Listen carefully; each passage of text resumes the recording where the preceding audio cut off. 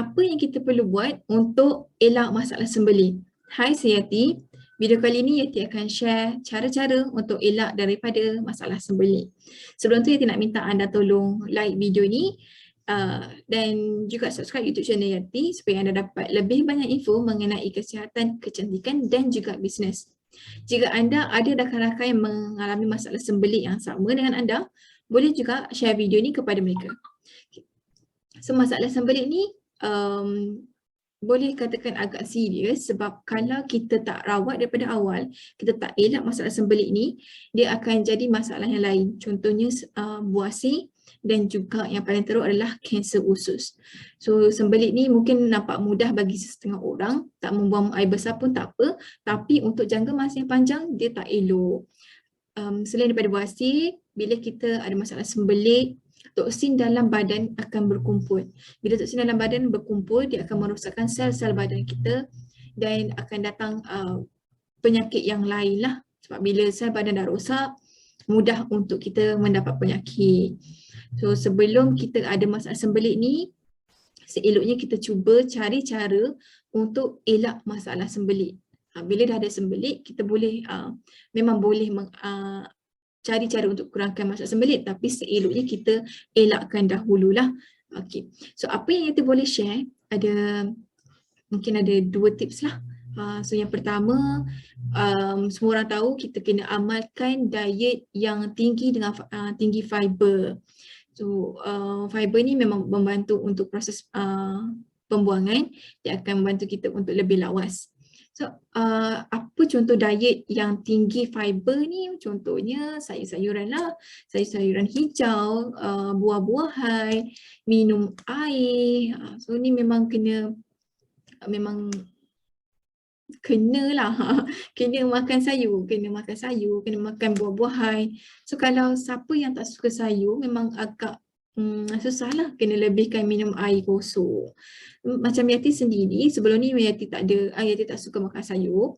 So apa yang Yati boleh buat untuk paksa diri untuk makan sayur mungkin agak susah.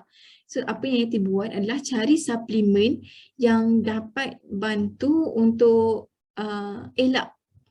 bantu Yati untuk elak daripada kena sembelit. So memang Yati amalkan suplemen yang ada daun sena. Daun sena ni fungsi dia untuk melembutkan najis dan juga dia akan membantu usus kita untuk bekerja. So bila usus kita dapat bekerja dengan betul, najis kita akan lembut lah. Bila dah lembut tu senang untuk kita membuang. So bila senang nak membuang ni tak ada masalah sembelit lah.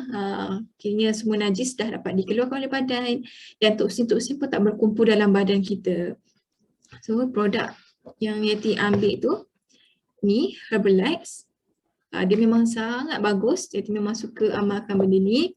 So contoh kalau macam anda dah tak membuang selama 2-3 hari, cepat-cepat ambil Herbalife ni. Macam Yati sekarang memang setiap harilah membuang air besar, tapi Yati tetap amalkan Herbalife ni, tapi Yati tak perlu ambil setiap harilah sebab tak ada masalah sembelit. So Yati akan ambil alternate days, contoh macam hari ni ambil, esok tak ambil dan hari seterusnya ambil semula. Dia bergantung kepada badan masing-masing lah. So kena faham badan kita macam mana. Kalau dah sampai lama sangat tak membuang, dan kena ambil setiap hari lah. Supaya tak ada masalah sembelit dah. So itu 2 tips yang penting. Tak ada cara lain. Memang itu yang kita kena buat. Amalkan makan diet yang tinggi fiber dan juga ambil suplemen yang dapat bantu untuk melembutkan najis. So kalau anda nak dapatkan suplemen ni daripada Yati, boleh kontak Yati di 013-520-7212 atau just klik link dekat bahagian description, akan terus ke inbox WhatsApp Yati.